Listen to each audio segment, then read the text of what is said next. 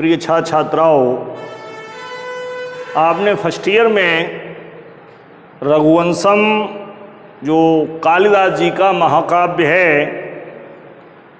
उसका द्वितीय सर्ग जो है आपके पाठ्यक्रम में है। तो उसमें कुछ भाग जो है आपने कक्षा 11 में पढ़ा था और कुछ भाग जो है वो आपका 12 में है। 12 में जो प्रारंभिक श्लोक है द्वितीय सर्ग का वो 41वां है। 41वें श्लोक से कक्षा 12 में पढ़ाया जाएगा। जैसा कि आपके सम्मुख हमने ये श्लोक लिख दिया है।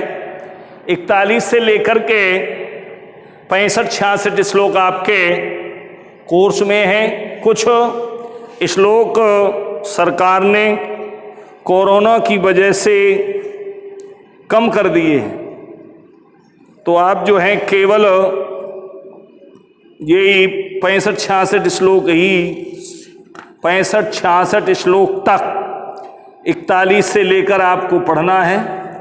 तो उसमें पहला श्लोक आपका है इति प्रगल्भम पुरुषाधिराजो मृगाधिराजस्य वचो निशम्य प्रत्याहतास्त्रो गिरिशा प्रभावा दादात्मन्य अवज्ञाम शिथिली चकार। तो ये जो है प्रारंभ होता है। सारांश में आपको कुछ बताए देता हूँ। जैसा कि आपने पढ़ा था, राजा दिलीप के जब कोई संतान नहीं थी तो राजा को बड़ी चिंता हुई कि आगे हमारे इस गद्दी को कौन संभालेगा, हमारा वंश कैसे चलेगा। इस चिंता से आतुर होकर के राजा दिलीप अपनी पत्नी सुदक्षिणा सहित अपने गुरु वशिष्ठ के आश्रम में गए।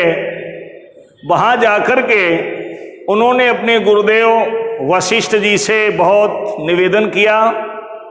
कुछ श्लोक आपने पहले पढ़ चुके हैं। जाकर के तया हीनम विधातर्मा कथम पश्यन्न दूयसे शिक्तम सुमेव स्नेहाद वंद्या आश्रम वृक्षकम। का गुरुदेव, संतान से हीन मुझे देख करके आपको कैसे सुख मिलता है।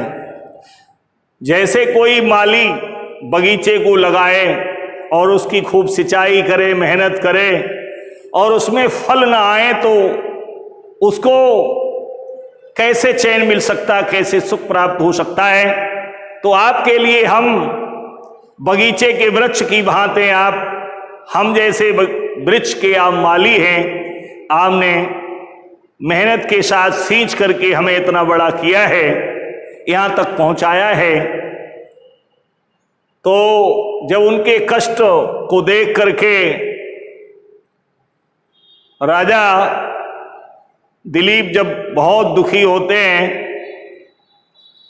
तो गुरु वशिष्ठ जी नंदिनी गाय की सेवा करने के लिए कहते हैं। राजा दिलीप अपने गुरुदेव की आज्ञा के अनुसार नंदिनी की सेवा करने लगते हैं, चराने जाते हैं और उसकी जैसे उसी प्रकार से सेवा करते हैं जैसे छाया आपने देखी होगी। मनुष्य जिधर जाता है छाया भी उधर ही जाती है। एक श्लोक आया था, स्थिताम स्थिता उच्चरिताम चलिता प्रायाताम निषेदुषी आसन वंद धीरा जलम विलासी जलमद ददा नाम छाएवताम भूपतिरनुगच्छत। सार ये है कि राजा दिलीप ने उस नंदिनी गाय की छाया की भांति रक्षा की, छाया की तरह अनुसरण किया। तो 20 दिन सेवा 20-21 दिन के सेवा हो जाने के बाद नंदिनी गाय ने अपने सेवक राजा दिलीप की परीक्षा लेनी चाहिए। तो नंदिनी गाय एक हिमालय पर्वत की गुफा में प्रवेश कर जाती है और वहाँ पर एक बनावटी सिंह जो है उस नंदिनी गाय को छीनने लगता है, फाड़ने लगता है, अपना भोजन बनाने लगता है। तो इसको देख करके राजा दिलीप उसको मारने के लिए अपने तरकस से बाण निकालना चाहते हैं, परंतु उनका हाथ जो है वहीं पर चिपक जाता है। बाण निकालने और चलाने में सक्षम नहीं हो पाते हैं। उसी समय राजा दिलीप से उस बनावटी सिंह ने बहुत कुछ कहा है कि एक वो है अलम महीपाल तब श्रमेणो, ये राजन आपका ये परिश्रम बेकार है, हमारे ऊपर अस्त्र चलाना उसी प्रकार से है कोई व्यक्ति जैसे पहाड़ को उखाड़ने के लिए प्रयास करे, जैसे हवा का झोंका या आंधी पहाड़ उखाड़ना चाहे तो जैसे आंधी के द्वारा कहते पहाड़ नहीं हटाया जा सकता है, उसी प्रकार से आपका प्रयास भी हमारे लिए उसी प्रकार से है। तो इस प्रकार से राजा बड़े लज्जित होते हैं। तो उसके बाद राजा दिलीप क्या कहते हैं उसको आप देखेंगे। इति प्रगल्भम पुरुषाधिराजो मृगाधिराजस्य वचो निशम्य प्रत्याहतास्त्रो गिरिशा प्रभावा दात्म अन्य अवज्ञाम शिथिली चकारा। ये दा जो यहाँ पर मिलेगा प्रभावाद आत्मने अवज्ञाम शिथिली चकारा, ये हो जाएगा। तो कहते इति प्रगल्भम, इति माने इस प्रकार से, अर्थात जो शेर ने राजा दिलीप से कहा उन वचनों को सुनकर के, प्रगल्भम माने धृष्टतापूर्ण, पुरुषाधिराजो माने पुरुषों के स्वामी अर्थात राजा दिलीप ने, मृगाधिराजस्य, मृग माने होता है पशुओं का अधिराज माने राजा, पशुओं का राजा होता है शेर, जो शेर के वेश में नंदिनी के ऊपर आक्रमण जिसने किया है, जो नंदिनी आक्रांत है उस शेर के द्वारा, ऐसे उस शेर से कहने लगे बचो निशम्य, बचो माने वचनों को, निशम्य माने सुनकर के, प्रत्याहता अस्त्रो, प्रत्याहता माने निष्फल हो जाने पर, अस्त्रा माने अस्त्रो, और कहते हैं गिरिशा प्रभावाद। ये हुआ क्यों? गिरिशा माने भगवान भोले के, भगवान शंकर के प्रभावात माने प्रभाव से, आत्मनि अवज्ञाम, आत्मनि माने अपनी, अवज्ञाम माने तिरस्कार को, असम्मान को, शिथिली चकार माने कम कर दिया। कहने का भाव ये है उस सिंह के धृष्टतापूर्ण वचनों को सुनकर के नाना प्रकार से उस शेर ने राजा दिलीप से नंदिनी गाय की आप रक्षा नहीं कर पाएंगे ऐसी बातें कही। जब राजा दिलीप ने ये समझ लिया कि ये शेर का प्रभाव नहीं है, ये भगवान शंकर के प्रभाव से हो रहा है, तो जब ये समझा कि भगवान शंकर के प्रभाव से ये इस शेर को हम परास्त नहीं कर पा रहे हैं, तो अपने असम्मान को, तिरस्कार को उन्होंने कम कर दिया। क्योंकि भगवान भोलेनाथ कोई साधारण मानव नहीं है, कहते वो संसार के सृष्टिकर्ता, प्रलयकर्ता और पालन करता है। जब उनकी ऐसी महिमा है तो उनके प्रभाव से कुछ भी हो सकता है। तो उन्होंने अपना जो असम्मान, अपने अंदर जो आत्मग्लानि महसूस कर रहे थे कि हम कितने बड़े धनुर्धर, आज इस शेर का हम कुछ नहीं बिगाड़ पा रहे हैं, तो जो उनके अंदर आत्मग्लानि का भाव जागृत हुआ उसको उन्होंने कम कर दिया। तो एक एक शब्द आप देखेंगे अन्वय के द्वारा, कहते पुरुषाधिराजो, पुरुषाधिराजो माने राजा दिलीप, कहते प्रगल्भम मृगाधिराजस्य, प्रगल्भम माने धृष्टतापूर्ण, मृगाधिराजस्य माने उस शेर के, बचो माने वचनों को, निशम्य माने सुन करके, निशम्य माने सुन करके, और प्रत्याहता अस्त्र, जो उनका अस्त्र चलाने में जो निष्फल हुए उसमें गिरिशा प्रभावाद, गिरिशा माने भगवान शंकर के प्रभावाद माने प्रभाव को जान करके, आत्मनि अवज्ञाम, इसमें लिखा हुआ है, आप संधि के द्वारा समझ सकते हैं। जैसे इसमें लिखा आत्मन्य अवज्ञाम, तो इसमें विच्छेद होगा आत्मनि,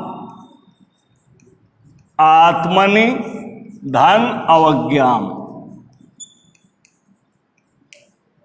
तो ये आत्मनि माने अपने, अवज्ञाम माने तिरस्कार को।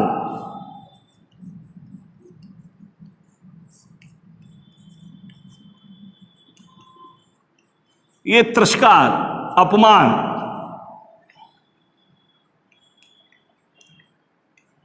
अपमान को शिथिली चकारा, शिथिली माने कम, चकार माने कर दिया।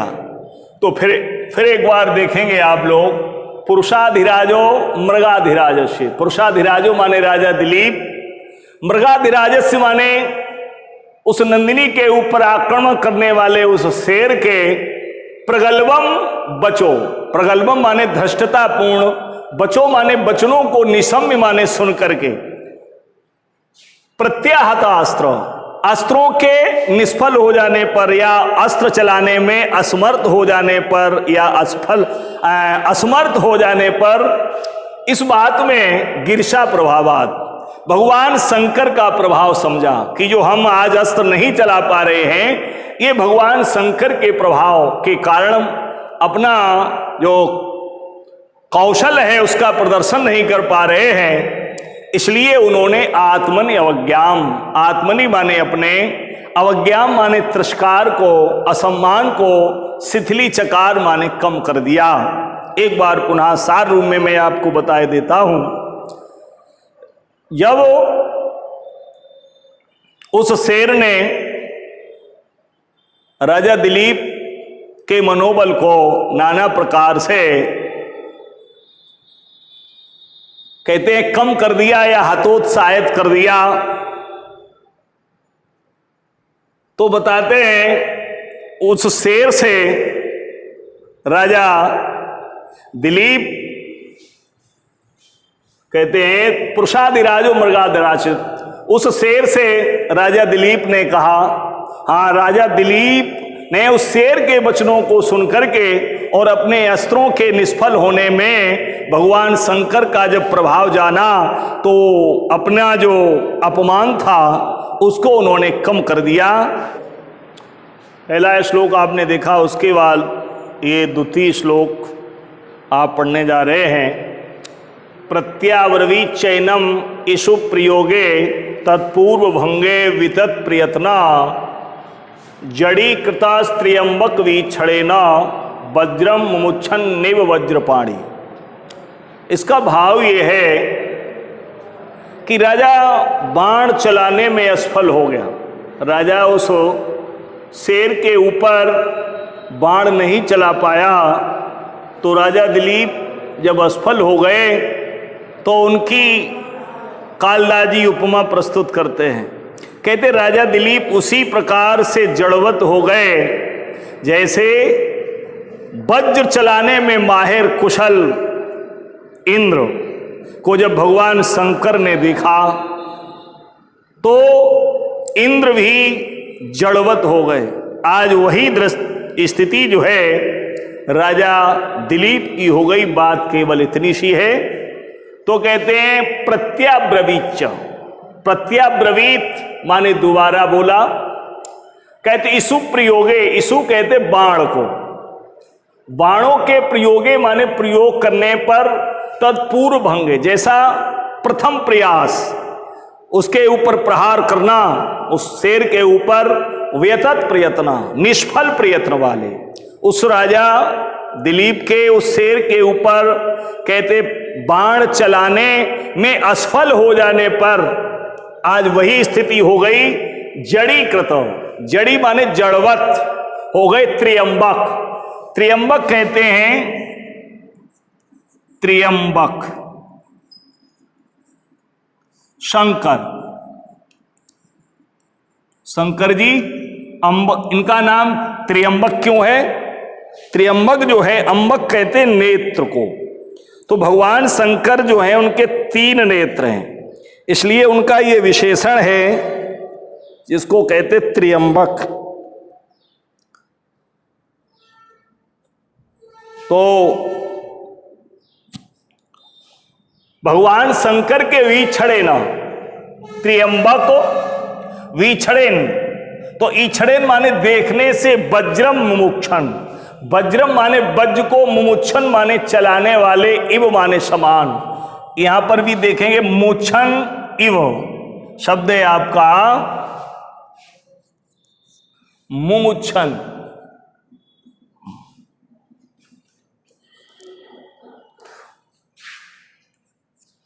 मुमुक्षण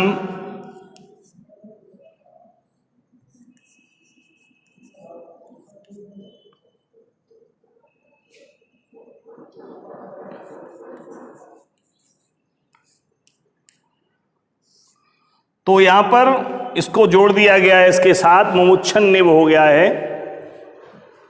तो मुमुच्छुन माने चलाने वाले के समान। तो कहते त्र्यंबक वीक्षणे न, त्र्यंबक माने भगवान शंकर के द्वारा, वीक्षणेन माने देख लिए जाने पर, किसके? वज्रम मुमुच्छन, वज्रम माने बाण चलाने वाले अर्थात इंद्र के। कहते शंकर जी के द्वारा इंद्र को देख लिए जाने पर जैसे वो कहते हैं जड़ीकृत, जैसे वो जड़वत हो गए, उसी प्रकार से राजा दिलीप कहते बाण के चलाने में कहते असफल प्रयत्न हो जाने पर उसी प्रकार से वो भी जड़ हो गए, जड़वत हो गए। अपनी बात बिल्कुल कहेंगे आप, जैसे जड़ व्यक्ति स्थिर हो जाता है, उसके शरीर संचरण क्रिया जो है बंद हो जाती है, उसी प्रकार से वो जड़वत हो गए। तो सिंह ने फिर इनको प्रत्याब्रवीच, दोबारा उत्तर दिया। शेर जो था वो पुनः राजा दिलीप से कहने लगा, ये आपके 2 श्लोक पुनः एक बार समझें कि राजा दिलीप के सिंह के द्वारा उस नंदिनी गाय को सताए जाने पर, राजा दिलीप के द्वारा बाण चलाने का प्रयास करने पर, राजा दिलीप के निष्फल हो जाने पर, आज राजा दिलीप की स्थिति जो है भगवान शंकर के द्वारा वज्र को चलाने वाले इंद्र को देखने पर जैसे जड़वत हो जाता है, उसी प्रकार से राजा दिलीप भी जड़ हो गए। ऐसे राजा जड़वत हुए राजा दिलीप से सिंह पुनः कहने लगा,